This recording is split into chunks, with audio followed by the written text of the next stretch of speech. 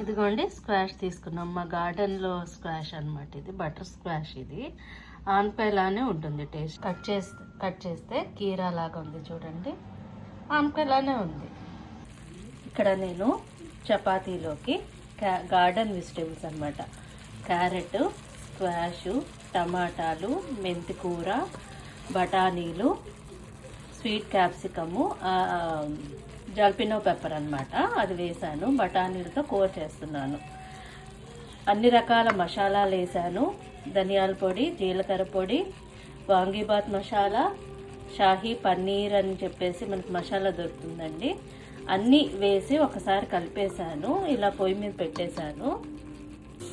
కరెక్ట్గా ఈ బాటిల్తో ఒక బాటిల్ వాటర్ అయితే పోస్తున్నాను ఇందులో. చూడండి, రుచికి సరిపడా సాల్ట్ వేసుకుని విజిల్స్ రానిచ్చేసుకోండి. హాయ్ అండి, కర్రీ అయితే రెడీ అయిపోయింది. వేడి వేడి చపాతీలు రెడీ అయిపోయాయి. ఇప్పుడు సైడ్ డిష్ కింద టోఫూని కట్ చేసుకున్నాం పన్నీర్ క్యూబ్స్ లాగా. దీని మీద నువ్వులు, కారము, కొంచెం సాల్ట్, ఇడ్లీ కారప్పొడి, కొంచెం రెడ్ చిల్లీ ఫ్లాక్స్ వేసుకున్నాము. దీనిని ఒకసారి ఈ విధంగా కలిపేసుకుందాం. అంతా అంటేటట్టు అనమాట. చూడండి, ఇలా స్ప్రెడ్ అయింది కదా.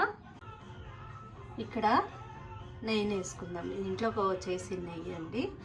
ఒక చెంచా వేసాను. ఇందులో మీగడలో కొంచెం హాట్ చిల్లీ సాస్ వేసుకున్నాం. ఇప్పుడు దీనిని వేసేసుకుని కొంచెం ఫ్రై చేసుకుందాం. టోఫు అయితే రెడీ అయిపోయిందండి.